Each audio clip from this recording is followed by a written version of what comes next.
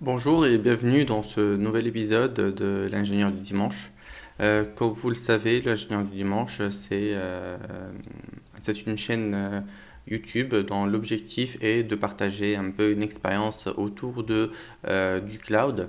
Comment en partant de zéro, on peut avoir une infrastructure cloud avec on va dire un socle solide, sécurisé, contrôlé aussi et voilà, de partir directement à l'essentiel. Comme on l'a vu la dernière fois, on s'est, à chaque fois qu'on devrait faire un travail, on a rajouté un runner. Et ce runner, à chaque épisode, si vous avez vu, j'ai dû le réinitialiser à chaque fois parce que dans la vidéo, je vous montre le, le token que j'utilise pour créer mon runner. Et dans cet épisode, comme une première étape, ce qu'on va faire, c'est que on ne va plus afficher euh, le, ce token. On va aller directement le chercher en utilisant l'API de GitLab. Et donc, on va y aller directement. Ce qu'il faut retenir, c'est qu'on aura besoin d'un seul élément qui est public. Il n'y a pas besoin de le cacher. C'est le groupe ID. Donc nous, on a créé un groupe. Donc, ça sera un runner de groupe. Et ça sera le groupe ID. Donc voilà. Donc on va commencer immédiatement. Donc là,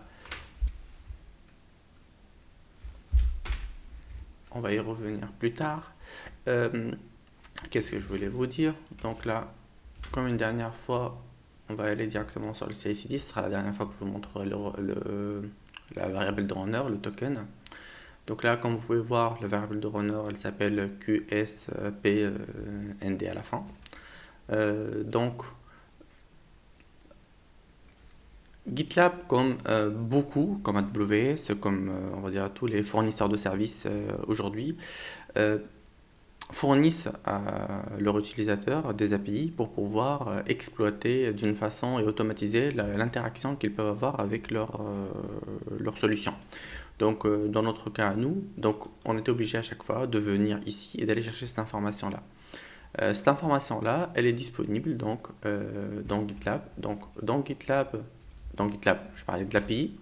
Donc, dans l'API, il y a une requête curl, celle-là, donc qui est basée sur le groupe ID. Donc, si je l'exécute, elle va me retourner le token. Bon, je vais vous expliquer un petit peu c'est quoi cette API. Donc, l'API se base sur, on va dire, c'est un appel à GitLab. Donc, on appelle directement l'API. La version 4, on va lui demander de faire un get sur le groupe dont l'identifiant est celui-là. Mais je dois rajouter dans le header un token qui est le GitLab token. Bon, le GitLab token, comment je le génère? C'est en venant dans les settings, on va trouver une partie qui s'appelle access token. Et je peux venir ici et créer un nouveau token. Donc je le nomme, je lui donne certaines propriétés, qu'est-ce qu'il peut faire exactement. Et voilà un peu le token en question. Une fois qu'il est généré, ce token-là, il est, euh, il est utilisable. Par contre, il s'affiche qu'une seule fois. Donc pour des raisons évidentes de sécurité. Donc moi je ne vais pas vous montrer le token, vous pouvez le générer. Et une fois que vous l'avez, ce token-là, vous l'exécutez. Donc, si on exécute uniquement cette première partie, ce qu'on va recevoir en retour, c'est un peu le JSON, donc toutes les propriétés de notre groupe. Donc, donc si je fais ici juste, je, je formate en utilisant GQ pour afficher un peu le modèle, on va dire, plus propre, et on va voir que, donc ici, on va voir que le runner token, on l'a bien ici comme un attribut. Donc on peut filtrer sur la réponse pour aller chercher directement le runner token. Donc en faisant ça, on va aller directement chercher la valeur et on n'aura que cette valeur en sortie. Ok. Donc ça, c'est pour récupérer cette valeur qu'on allait chercher précédemment en allant directement sur donc, le groupe runner. Manuellement, on allait les chercher là. Et après, ce qu'on faisait, c'est qu'on venait dans les variables locales et mettre cette valeur-là qui allait alimenter donc la variable qui est là le runner token et par la suite nous permettre via notre module d'aller chercher, d'aller créer un runner. Donc dans ce cas de figure-là, on va plus avoir besoin de variables à injecter parce que on ne veut plus, parce que voilà, autre chose, c'est que comme le repo Git que j'utilise il est public, donc vous avez tous accès, si je commit bien sûr, au runner token, donc on veut éviter, donc c'est en soi une faille de sécurité, donc ce qu'on va faire, c'est qu'on va éliminer cette ligne-là entièrement, voilà, on va éliminer la variable, ok, donc là, j'élimine complètement cette variable-là. Ce qui veut dire que ici, il va me dire, oui, mais comment je vais avoir cette variable-là? Eh bien, cette variable-là, je vais aller directement la chercher en générant en utilisant une nulle ressource, type nulle ressource, que je vais l'appeler donc qui va me permettre de générer un fichier. Donc ce fichier-là, donc cette nulle ressource getValue, on va l'appeler ça comme ça. Runner token. Ok. Donc là, local exec. Donc là, je vais faire une exécution. Local commande égale et je vais reprendre la commande que je vous ai montrée tout à l'heure.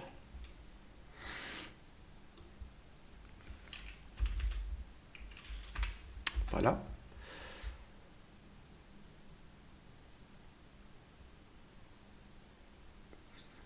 Token. Donc je vais juste décommissionner cette partie-là.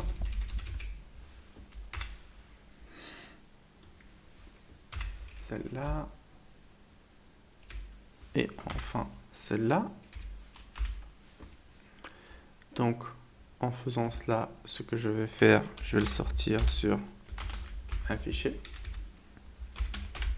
token.file. Donc voilà. Donc là, je vais dire que ici, j'ai une dépendance avec runner token. Donc, en réalité, c'est pas celui-là. En réalité, j'ai besoin aussi donc de local file. Je vais l'appeler donc là runner token aussi. Et je vais l'appeler donc comment token.file. Donc, qu'est-ce qui va se passer? Donc, en faisant ça, et ici, je ne vais pas lui dire ça, mais je vais lui dire ici, en réalité, je dépends de data.localFile en runner token, et après, je vais aller chercher ici la valeur qui se trouve dedans. Donc, elle s'appelle donc data local file runner content. Donc là, en faisant cette opération là, je vais lire la valeur qui est là. Donc la dépendance elle est implicite. Donc ça, mais par contre ici la dépendance n'est pas à ce niveau là, elle est au niveau de celui-là. Ok. Et ici en trigger, je vais faire always égal UID. Ok, ça marche. Donc on va voir notre Docker, il est down, sudo service Docker start pour démarrer notre conteneur. Parfait. Parfait. Donc maintenant, on est dedans. Donc maintenant, ce qu'on va faire, c'est Terraform. Et ce que je vais faire maintenant, c'est Terragrand. apply.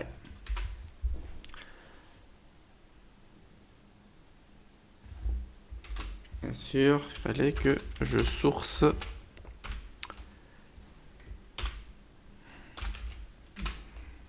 pour récupérer. Donc ça, c'est parce que voilà, j'avais pas les accès. Donc du coup, là, j'ai dû sourcer ça. Et maintenant, qu'est-ce que je voulais faire? Donc mon TerraGrant apply. Donc maintenant, il va télécharger son module, il va faire le nécessaire.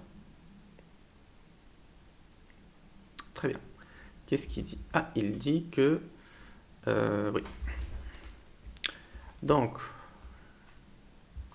que voilà, l'infra a été créé avec une version supérieure de Terraform. Donc ce que je vais faire, c'est que je vais l'installer.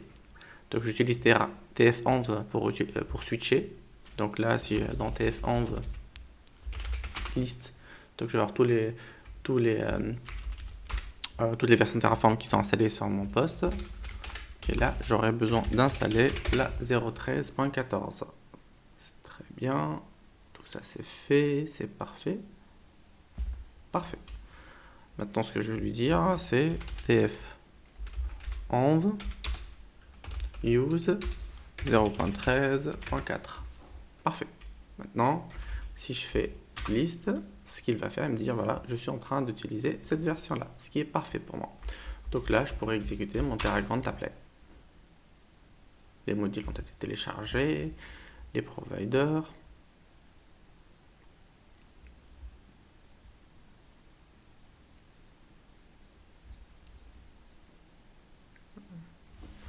Ok.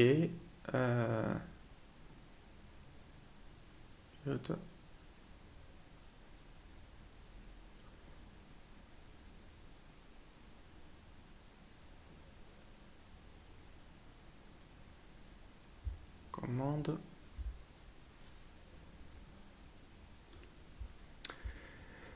Bon. Actuellement, donc là, c'était un peu compliqué d'aller chercher donc la valeur depuis le runner. Donc là, donc on va essayer de faire un apply, mais a priori, ce qu'il nous dit, c'est que pour qu'on puisse créer une dépendance entre ce module-là et cette nulle ressource, on a besoin de modifier donc le module en question. Donc là, ici, donc en essayant donc en faisant,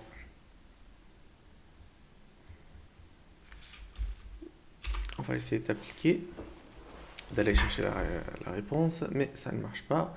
Du coup, on va essayer de changer ça. Donc, pour faire ça, donc on va changer notre module, et pour changer notre module, ce qu'on aura besoin de faire, c'est d'aller chercher en local tf module, GitLab runner. Donc là, cette configuration, ça veut dire qu'il va chercher en local. Je vais supprimer ça.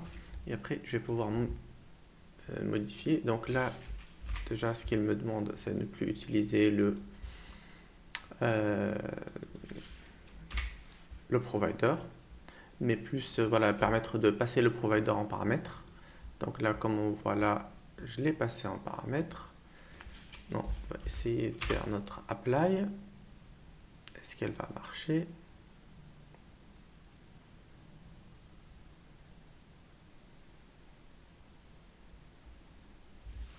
Voilà. Oui, du coup, la variable host ne sert plus à rien. Du coup, même là... Attends, oui, non, elle sert. Elle sert ici, en haut, ici. Parfait. Donc là, on va essayer d'appliquer. On voit bien qu'avec Terraform, ça nécessite un petit peu une façon de réfléchir un petit peu différente. Ok, donc là, c'est bon. Donc, qu'est-ce qu'il nous dit? Invalid function argument. Donc,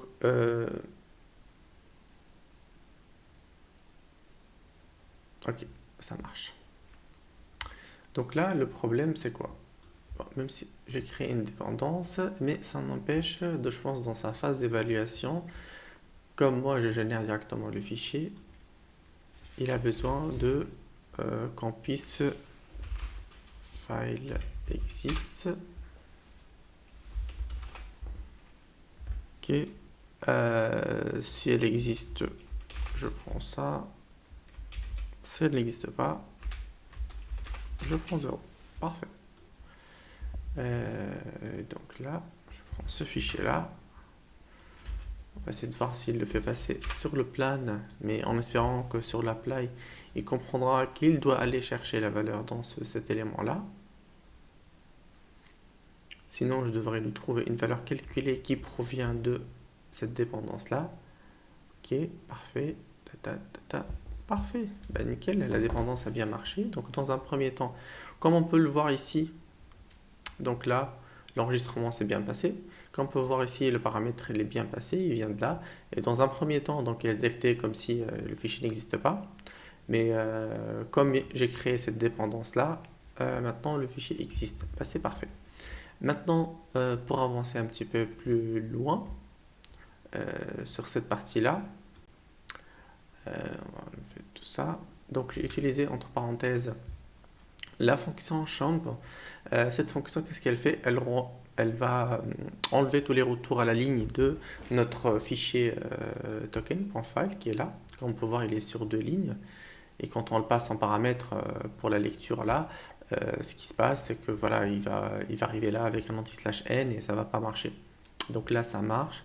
Mon runner, il a bien été créé. Je vais aller voir que le runner, il est bien là. Donc là, je suis sur le groupe.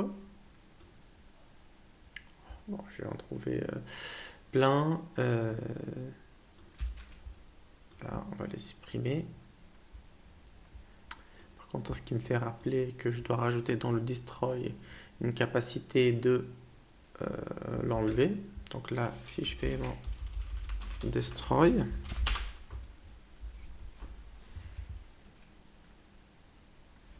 je devrais faire une fonction pour le destroy.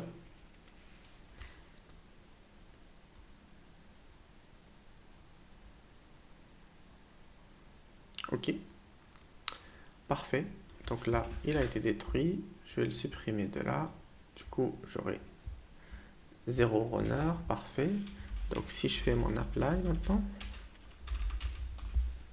Bon, avant de faire l'apply, ce qu'on va faire, c'est qu'on va créer notre branche, la branche de la semaine. Checkout-b fit idd 008. Parfait. On a aussi modifié notre runner.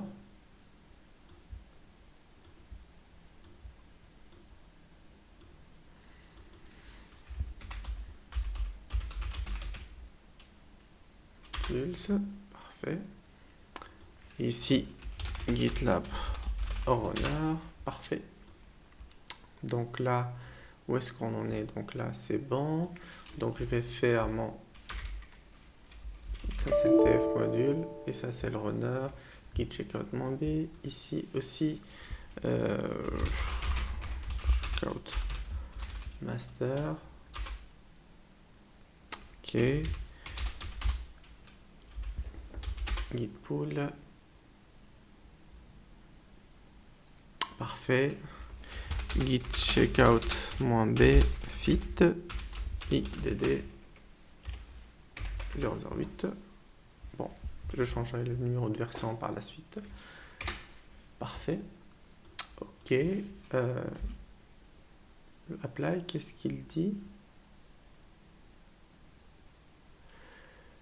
Ah oui, ouais. Bon, en allant sur master, du coup, j'ai modifié ici les éléments, mais c'est bon, j'ai fait le nécessaire. Donc en théorie, si je refais un apply, ça sera bon. Parce que comme vous voyez, j'ai fait un git checkout master, du coup, la source du module, puisque ma source qui est là, elle est locale, ce qui me permet de pouvoir travailler dessus. Donc voilà, tout jusque là, tout va bien. Parfait. Donc maintenant, si je rafraîchis, je vais trouver que j'ai un runner qui est disponible. C'est parfait, c'est ce que je viens de créer. On peut même vérifier son identifiant.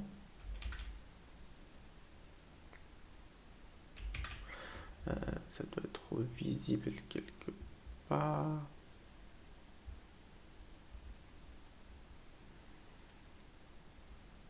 Bon, on verra ça dans un second temps. Parfait. Donc maintenant, on a un runner qui est actif.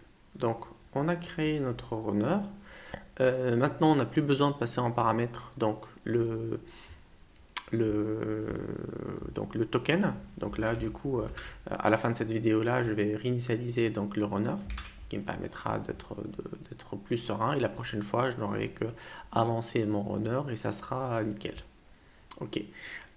Donc cette partie-là, elle est faite, donc elle est automatisée. Je n'ai plus besoin d'aller chercher cette valeur-là, puisque j'ai enregistré, comme on l'a dit, le token dans mes variables. Il n'y a plus ça, donc ça, c'est bon. Donc là, maintenant, je vais aller chercher le runner et on va pouvoir passer à la suite. Donc pour la suite, ce qu'on va faire, c'est que en allant sur... Donc, vous vous rappelez la dernière fois, ce qu'on a fait, on a utilisé donc les services de Route 53 pour enregistrer un domaine et on a contacté le provider. Donc le provider en question, donc si vous vous souvenez, j'ai mis un ticket pour lui demander pourquoi je n'arrivais pas à modifier mes, euh, mes, euh, mes NS, quoi, mes enregistrements NS. Il m'a dit que c'est une opération manuelle et je devais lui communiquer les différentes adresses, les nouveaux names, les nouveaux enregistrements NS. Et comme vous voyez, voilà, même les providers, ceux qu'on utilise pour acheter les domaines, ils sont pas encore cloud ready, on va dire. Donc, ce qui est un peu dommage. Donc nous, ce qu'on va faire cette fois-ci, c'est que on va aller un peu plus loin. On va aller euh, vers le Simple Email Service et on va pouvoir créer un nouveau modèle. Donc comme vous pouvez voir là, donc je ne peux pas utiliser le service d'Amazon. Pourquoi? Parce que pour que je puisse utiliser le service d'Amazon, il faut que, on va dire, j'utilise une adresse d'expéditeur. Il faut que je dise, je veux envoyer un email via le service d'Amazon, mais je vais l'envoyer en tant que tatati at telle adresse. Et donc pour faire ça, j'ai besoin vérifier que le domaine m'appartient bien et de passer par toute une opération de validation avec Amazon. Donc pour faire cette partie, vous pouvez la faire manuellement en passant par la console, mais je vous déconseille fortement. Le but, c'est donc dans le master, en même temps qu'on a donc les domaines, de pouvoir, donc là on a notre domaine, donc on a enregistré on a enregistré et validé donc le domaine talkiewalkie.net. Et ce qu'on va essayer de faire maintenant, c'est rajouter une nouvelle entité pour valider. Donc pour faire ça, on aura besoin d'un certain nombre de ressources et donc on va pouvoir les utiliser. Donc ce que nous allons faire, donc on va commencer par la première des choses, c'est de créer donc une nouvelle ressource qui va s'appeler AWS SES. Donc là, ce qu'on veut faire, c'est déjà valider que nous sommes bien les propriétaires du domaine. Donc là, notre domaine, c'est talkiewalkie.net. Donc là, je vais lui donner ce nom-là. Et le nom du domaine, c'est celui-là. Donc là, on va voir ce qui va se passer. Donc là, en étape 1, donc je sors du runner.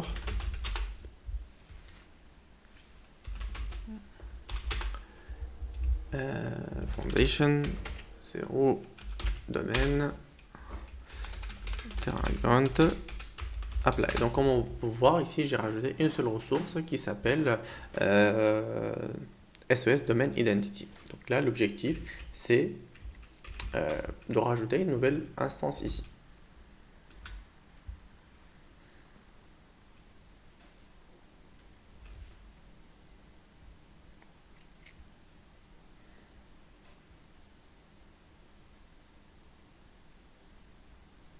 Donc il repasse par toutes les étapes de validation parce que voilà, il va lire ce module-là et vérifier si c'est pas quelque chose qui a changé. Voilà. Donc il a rajouté une nouvelle ressource qui s'appelle AWS SES Domain Identity. Donc comme on peut voir ici, si je fais rafraîchir, ouais, ça ne s'affiche pas parce que je ne suis pas sur la bonne région. Parfait.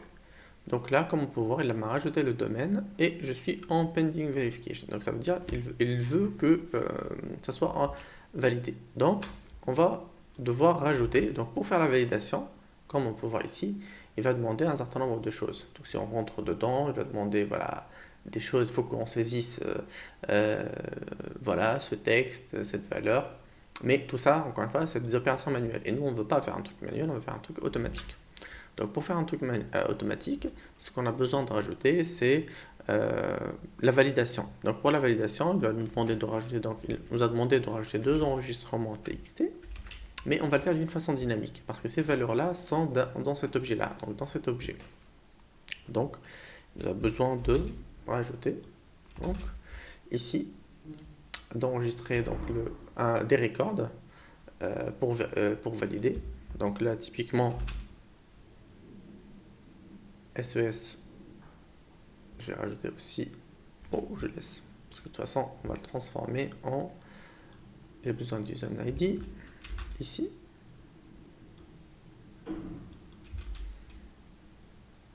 et le domaine qui est dans notre cas à nous. Du coup, je me dis, est-ce que c'est pas, est-ce qu'à chaque fois je vais valider, ben, on va dire que oui. Est-ce que je crée un service à part ou pas? Je suis en train de penser, est-ce que tout ce que je suis en train de faire ne serait pas plus intéressant de le mettre directement dans le module du domaine?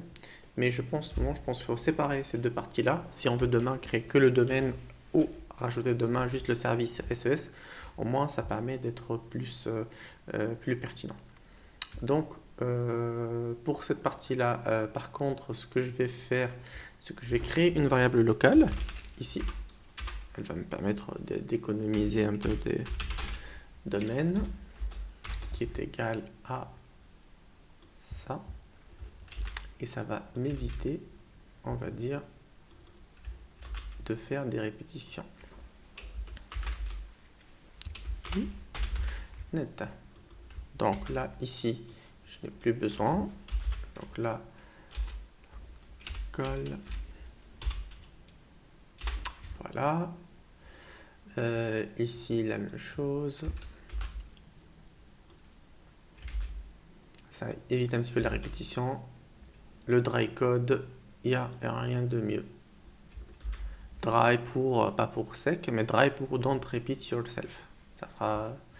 Ça fera marrer quelques-uns, j'en suis sûr. D'accord. Donc là, voilà, ici, je devrais utiliser cette partie-là pour la vérification. Donc là, comme on l'a dit ici, il va générer des tokens, il va faire une boucle for pour tous les records dont il a besoin. Et tout ça, on est good. Donc en faisant ça, si je refais, donc là, route 54, 53, tout est bon. Pourquoi je fais ça? Parce qu'après, quand je vais déplacer et créer mon module, ça va être plus simple pour moi de changer ça avec un truc un petit peu plus générique, var domaine, comme vous l'avez pu voir dès le départ, au départ. Donc, qu'est-ce qu'il me raconte?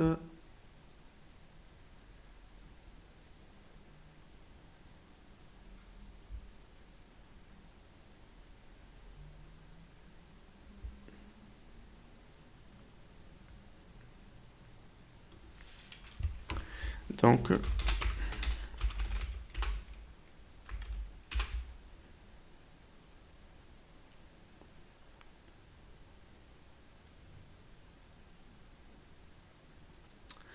c'est une histoire qui m'arrive souvent suite au passage au Terraform 13.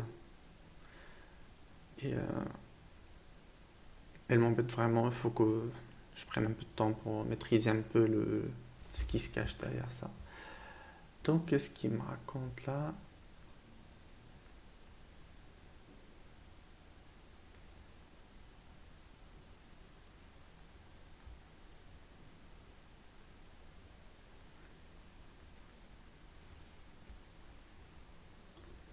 Bon, on va essayer de résoudre ce problème-là ensemble. On va essayer de chercher sur Internet. Tut, tut, tut.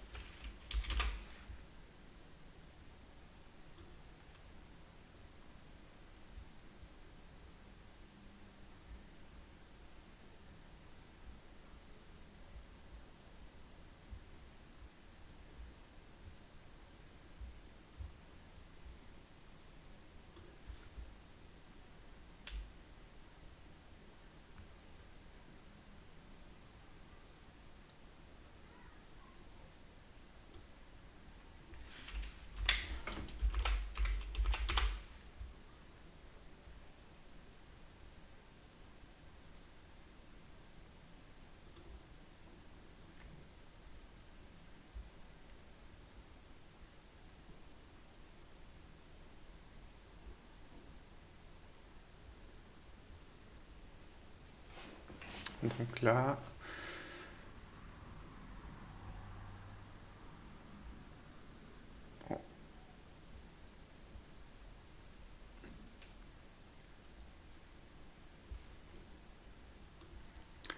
bon, donc il fallait qu'on rajoute un petit peu dans le required provider le registry de AWS. Et là, j'ai une erreur en me disant que le provider, il l'accepte pas comme ça. Pour l'instant, je vais prendre le provider par défaut qui est dans mon module. Mais on va voir que plus tard, on aura besoin de deux providers.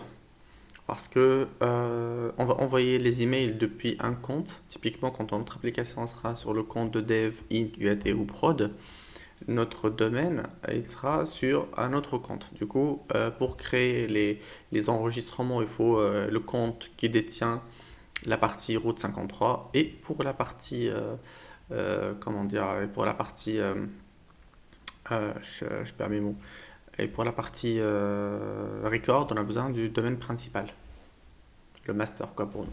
Donc comme on peut voir, il est en train de créer les records. Question. Donc là, il crée dynamiquement tel que ils lui ont été communiqués. Donc on peut voir ici les variables qui sont des records proviennent de la ressource AWS SES Domain Identity. Donc là, il est en train de créer les records en question. Voilà, parfait, il a créé les records. Donc maintenant, si on revient sur notre console, on revient en arrière, on rafraîchit. Bon. Ça va prendre un petit peu de temps pour valider, mais comme on peut voir, on va aller voir directement. Donc là, il nous a demandé, on va aller directement sur route 53, il nous a demandé de créer donc un environnement texte qui s'appelle underscore Amazon SES talkie-walkie-net de type TXT. Donc on va aller voir. Pour que c'est un cinquième. Voilà. Talkie-walkie, voilà, c'est cet enregistrement. Et la valeur, c'est celle-là. Donc SNGQ. SNGQ jusqu'à égal à la fin. Jusqu'à égal à la fin. Ben, c'est parfait. Ça prend un petit peu de temps, mais c'est pas grave. Ok. Et comme on peut voir ici, on n'est pas encore autorisé à envoyer des emails depuis ce compte. Mais c'est pas grave. Donc là, c'est la première partie. Après, ce qu'on a besoin de faire aussi, la partie des KIM aussi. Pour l'activer, il faut voilà, créer, faire le nécessaire. Et on va voir comment on pourrait faire le nécessaire. Donc là, on a fait donc, les SES Verification Record. Ça, c'est bon. Et maintenant,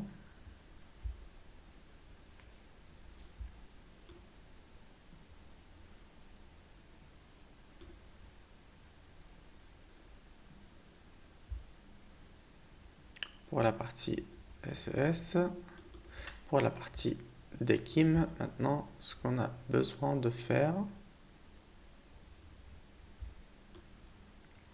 c'est créer de la même façon un SES DKIM, domaine DKIM, pour valider. D'accord? C'est pas grave. Ici, Donc on va utiliser aussi le domaine identity pour valider tous les domaines. Ça c'est parfait. Donc on va faire pareil. On va arracher cette ressource là. Comme vous pouvez le voir, on y va étape après étape.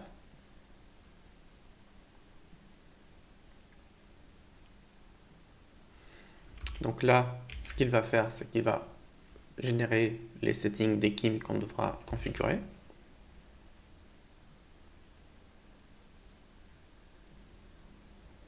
Voilà.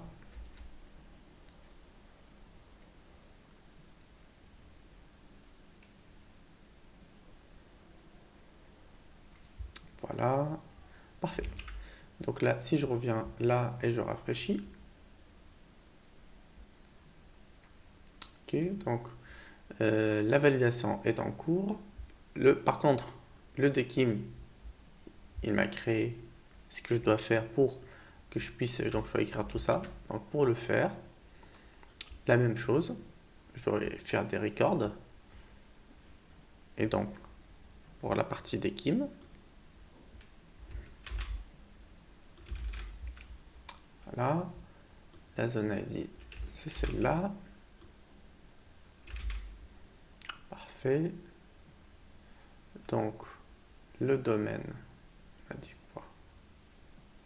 C'est un local domaine. Parfait. Et il va faire tout le nécessaire. Et c'est parfait. Et donc là, en faisant notre apply, il va pouvoir...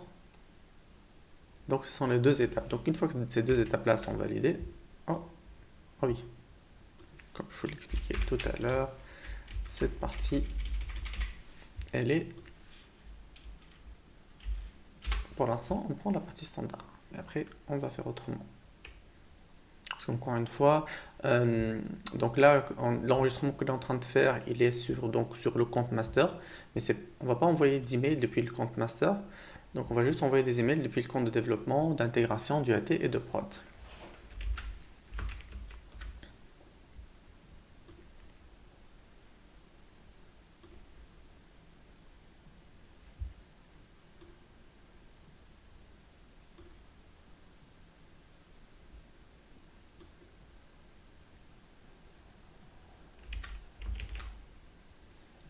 Il va créer les 3 enregistrements sur la route 53, parce que là tout va bien. On va pas vérifier, hein, on lui fait confiance.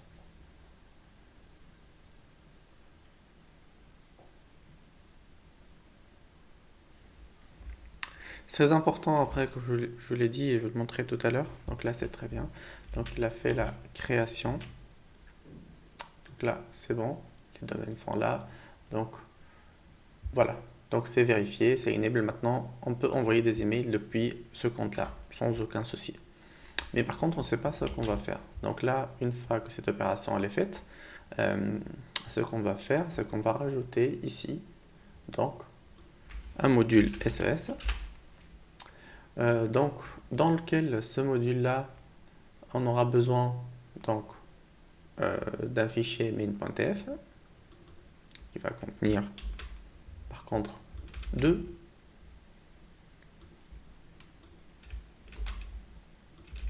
providers. Parfait. Donc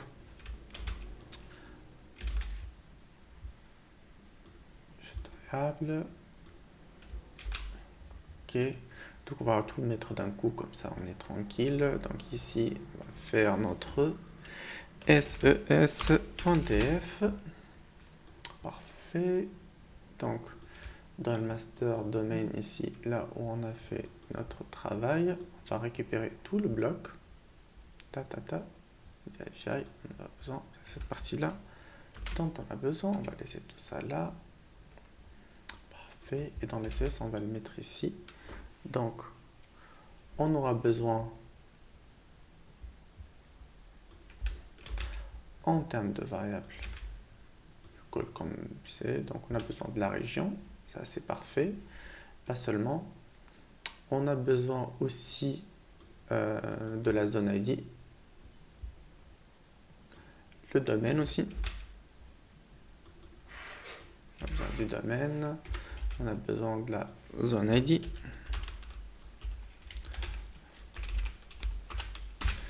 Zone ID. Donc là, on peut aller faire nos changements globaux. Donc là, tout ça, c'est var.zoneID. Ici, c'est var. Parfait. Et ça, c'est CTRL R. Oups. CTRL R.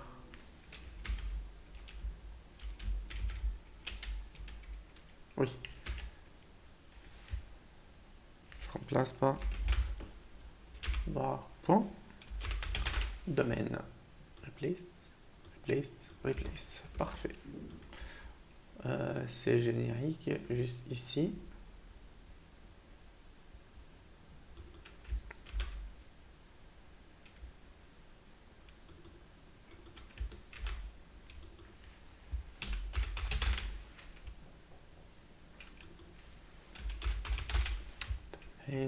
Et domaine, comme ça notre travail il est générique. Donc je l'ai passé le domaine. Parfait. Par contre, comme je l'ai évoqué tout à l'heure, donc ici on aura besoin de route 53. Donc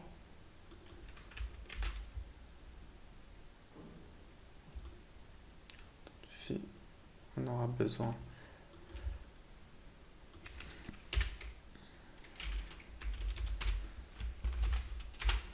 route 53. Route 53. Très bien. Parfait. Donc là, ça veut dire quoi? Ça veut dire ici, on va utiliser deux providers qu'on doit lui passer en paramètres. C'est parfait. Donc là, cette opération, elle est faite. Qu'est-ce qu'il y a d'autre? Donc mon enregistrement, il est bon. Le domaine et la zone ID, on est bon. La région, on est bon. Un détail par contre important qui existe dans les rôles, qui me manquait, c'est un petit peu, parce que comme on l'a dit, on va déployer sur plusieurs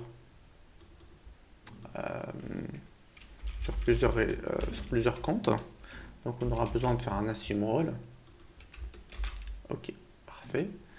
Et ici, on aura besoin de faire l'assume role en question sur cette région. Donc là, c'est bon. Et on va faire uniquement l'assume role sur celui-là. Parfait. Donc là, ça reste notre rôle, notre compte principal. Là, ça sera notre compte sur lequel on veut déployer les différentes ressources. Je les ai créées. C'est bon. Est-ce que j'ai besoin d'un output?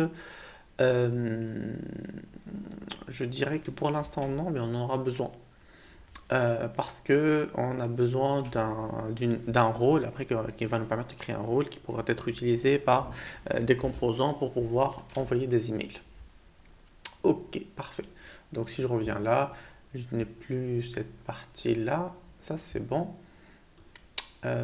Donc là, si je reviens sur mon domaine et que je fais le apply, ce qui va se passer, c'est qu'il va détruire tout ce qu'il a créé. Mais c'est pas grave, parce que le but, c'est pas d'envoyer des emails depuis notre compte master, mais de l'envoyer depuis, par exemple, le develop. Et depuis la develop, ce qu'on va faire, c'est qu'on va créer un enregistrement SES. Ok, ça marche.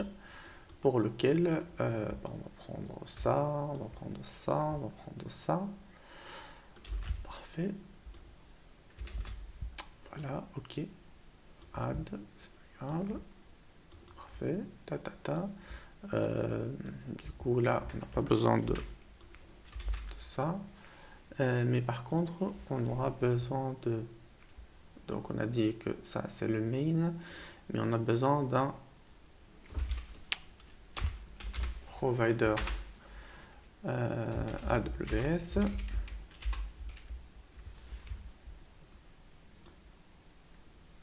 La région, c'est pas important, regardez la même région, c'est pas grave.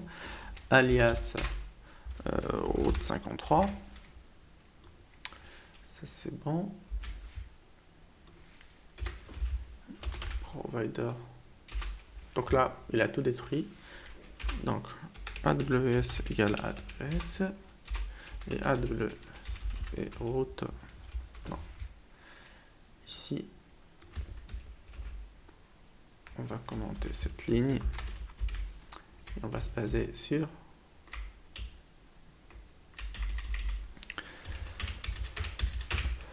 est-ce qu'on y est? TF module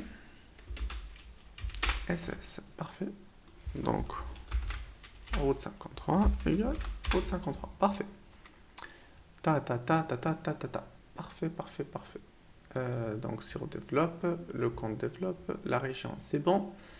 Qu'est-ce qui reste d'autre ici? Donc si je reviens rapidement pour vous montrer, pour rafraîchir, du coup ça disparaît, il n'y a plus ça. Par contre, notre objectif maintenant, c'est plus aller sur le compte donc, de développement.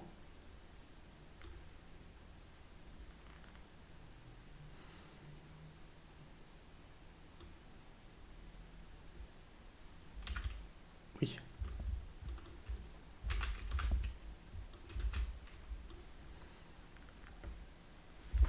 Bon, l'erreur que vous venez de voir, c'est parce que comme j'ai... donc c'est pas mon compte professionnel, le IAI, celui que j'utilise pour la démo. Et du coup, les paramètres et les comptes, c'est d'un autre. Mais c'est pas grave, donc là, c'est bon, on est good. Donc là, je peux aller récupérer mon SES. Par contre, mon SES, il a besoin de variables.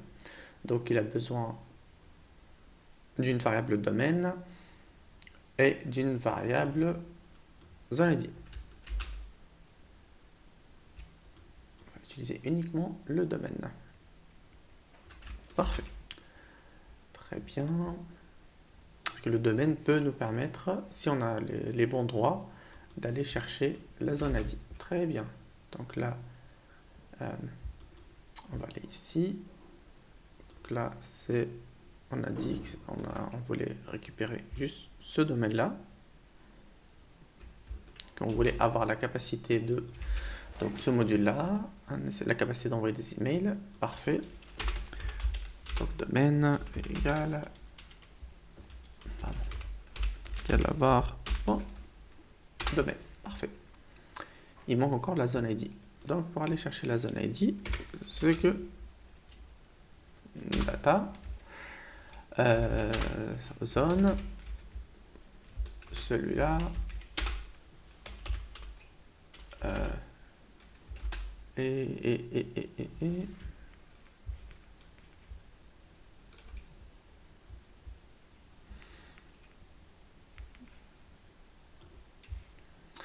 donc ici name var domaine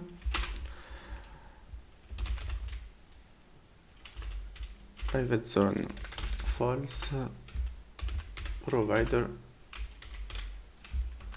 route 53. Très bien. Donc pourquoi je fais ça? Ça veut dire que je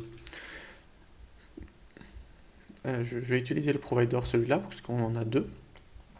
Je vais utiliser celui-là. Donc avoir deux providers, c'est l'équivalent d'avoir deux clouds. Déjà, même ça peut s'appeler, peut s'apparenter à du multi-cloud.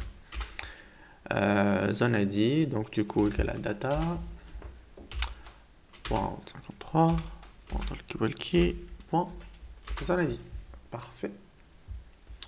Donc là, j'ai passé tous mes paramètres, j'ai mon provider, j'ai mon SS et c'est parfait. Donc du coup, là, si je vais sur donc, le compte de développement,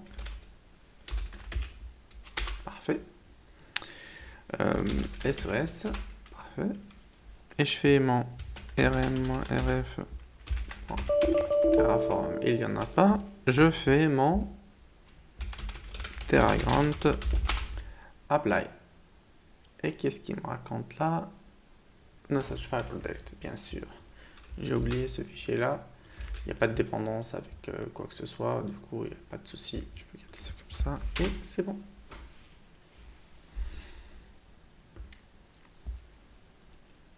Donc là, en théorie, il va pouvoir nous exécuter tout le travail qu'il faut pour... oui, bien sûr. Donc là, il me demande la valeur de domaine, parce que moi, je ne l'ai pas seté ici. Donc ici,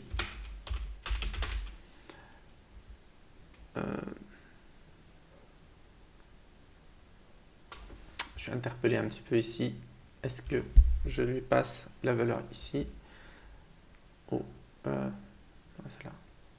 Est-ce que je lui passe directement la valeur là? Donc là, comme étant un domaine, comme si on n'avait qu'un seul. Bon, pour l'instant, on va partir sur un seul, mais même si ça dépend de là.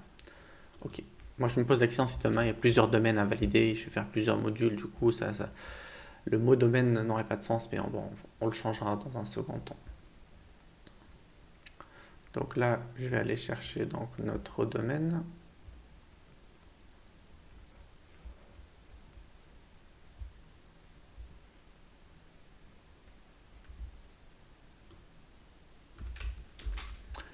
Ok, donc là, ça c'est la valeur de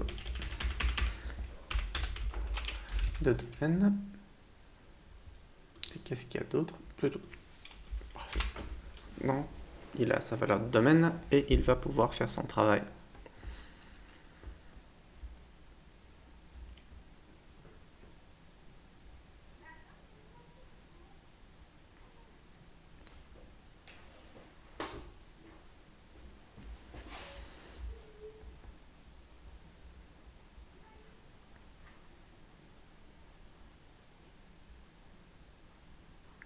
Donc là, comme on peut voir, il va aller récupérer le zone ID. Parfait, donc il l'a récupéré.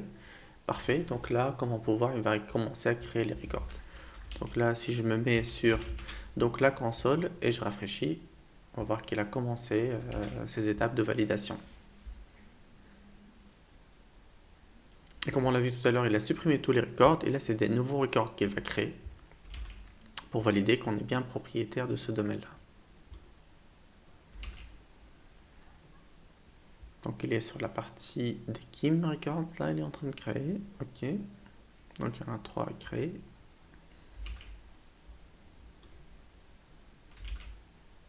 Parfait, les 6 enregistrements ont été créés. Donc ça prend un petit peu de temps pour se rafraîchir, mais sinon c'est bon. On va lui laisser le temps et c'est bon.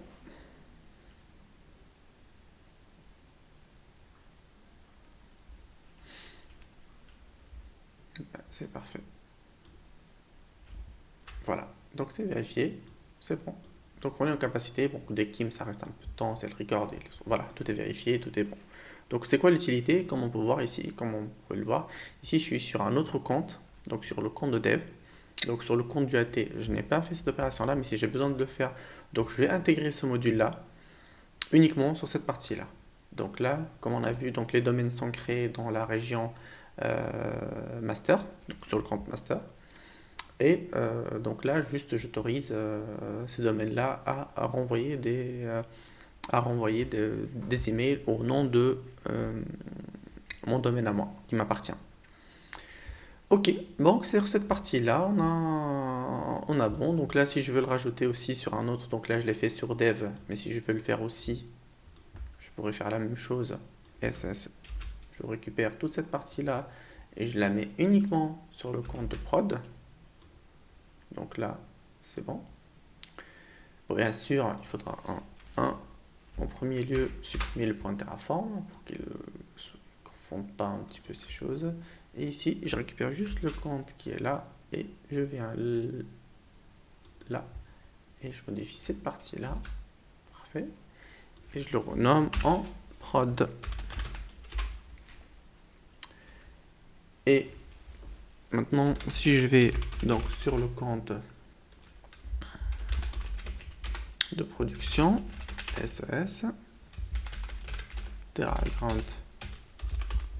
Apply, bah, c'est comme par magie. Et c'est ça tout l'intérêt du module Terraform. Parce que là, comme on peut voir, j'ai créé une seule fois mon module et j'ai pu me baser sur ce module-là pour pouvoir normaliser un petit peu ma façon de provisionner les ressources sur le cloud. Et là, c'est un nouveau service que j'ai rajouté et c'est opérationnel. Donc, comme on peut voir, voilà, il va récupérer son zone ID.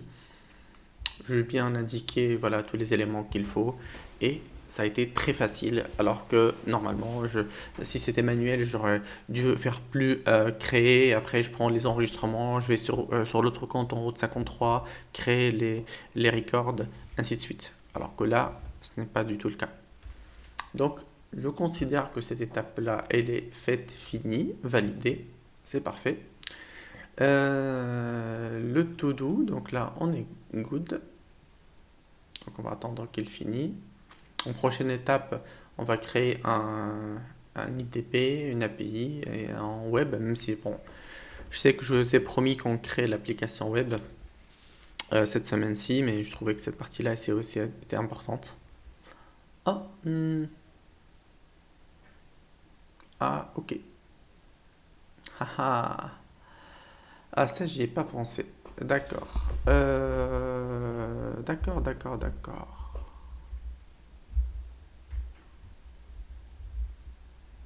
D'accord, d'accord, d'accord.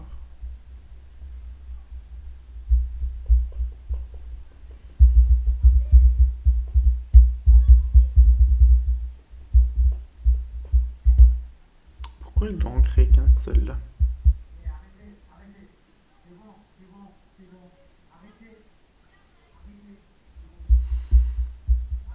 Mhm.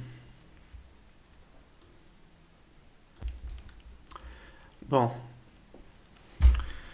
là, on est sur un problème de conception. C'est intéressant. Donc là, je pense pas qu'il ait eu beaucoup de soucis à créer les scènes name. Par contre, il a eu des soucis à créer le type texte.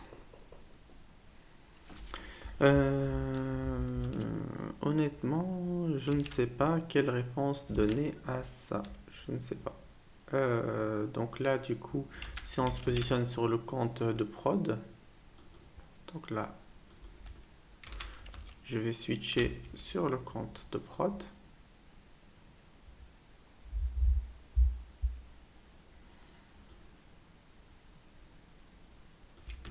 Donc ça, c'est le compte de prod.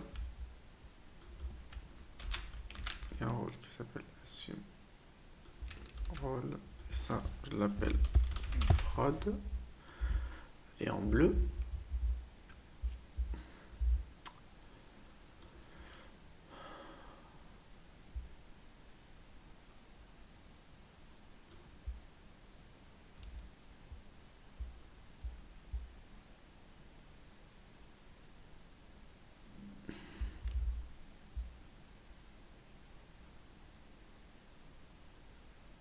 Bon, là, on est autorisé parce que le DKIM il est activé, donc on est autorisé. Par contre, le, euh, le SES n'est pas activé. Hmm. Honnêtement, j'ai pas de réponse précise par rapport à ça. Euh,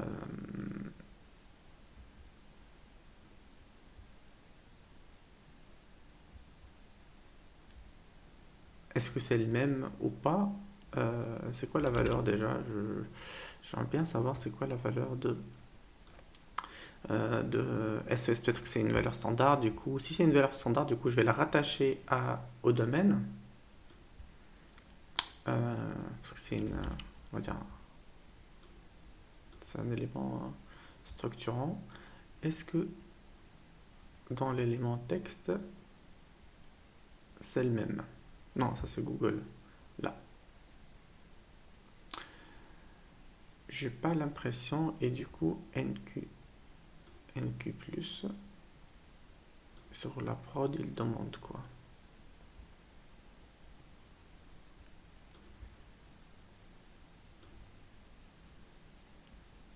NQ+, je pense pas qu'il demande ça.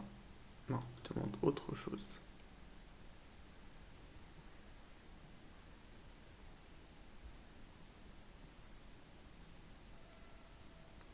Bon, honnêtement, j'ai pas de réponse immédiate sur ce point-là. Euh, bon, je vais y réfléchir cette semaine-ci. J'espère donner une réponse la semaine prochaine sur ce sujet-là. Je sais pas si on doit le mettre sur un seul endroit, mais du coup, les autres comptes, ils ont pas besoin ou pas. Parce que là, comme on peut voir, même si on n'a pas vérifié, il n'y a pas eu de vérification, mais on est en capacité d'envoyer des emails. Je ne sais pas si c'est obligatoire ou pas. Euh, Je ne sais pas. Ah, ouais, on peut même tester un email. Donc, from, donc, IDD 008 to wallet.chai. Ceci est un test.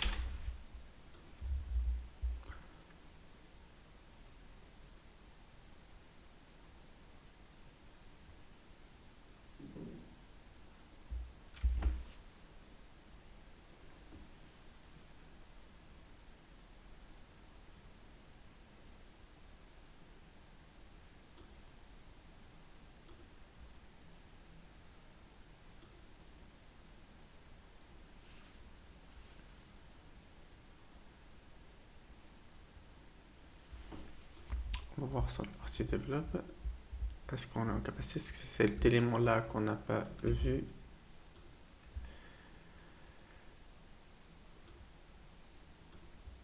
Voilà. IDD. Après, c'est toute la joie. Test IDD 008. Ah non, c'est pas ça. Qu'est-ce qu'il voulait? Email address isn't verified. The following identities failed.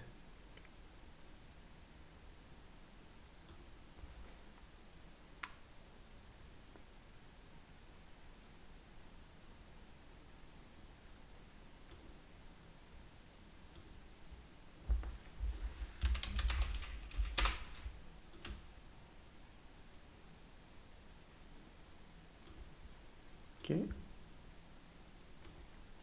Oh, j'ai oublié de vous dire que là, donc que le domaine a été vérifié. Voilà, et là, c'est pour vérifier.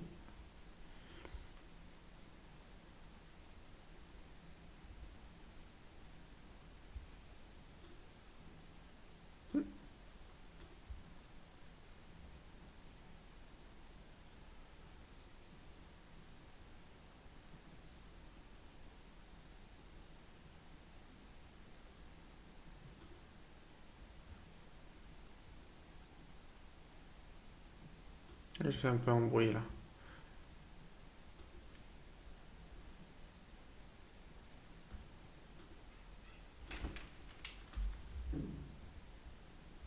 Verified, ok.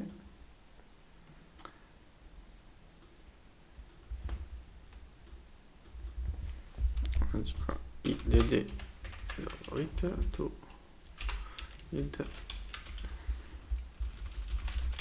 test. Parfait.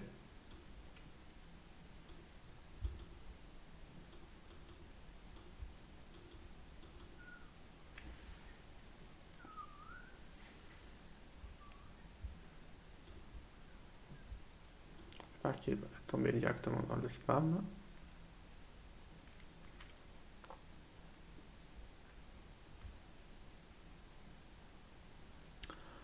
Ah.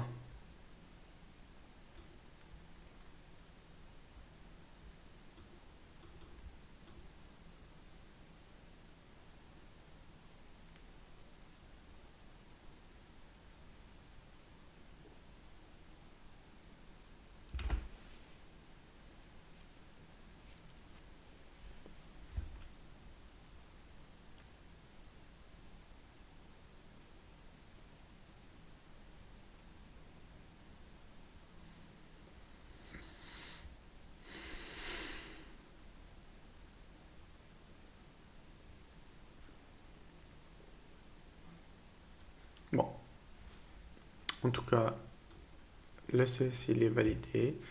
Je vais voir un petit peu dans le détail et on fera la continuité la semaine prochaine. Bon, sur 7 points de réflexion, mais ça fait partie un petit peu du travail, voilà, d'avoir des imprévus et de creuser les sujets pour monter en compétences. Donc, faut pas avoir peur. Ça va me donner un peu de choses à travailler la semaine qui vient. Semaine de confinement, on repart sur le confinement, ça c'est un détail important, ne pas oublier. Euh, sur ce, si vous avez des remarques ou vous voulez partager vos commentaires, n'hésitez pas. Et je vous dis à très vite. Au revoir.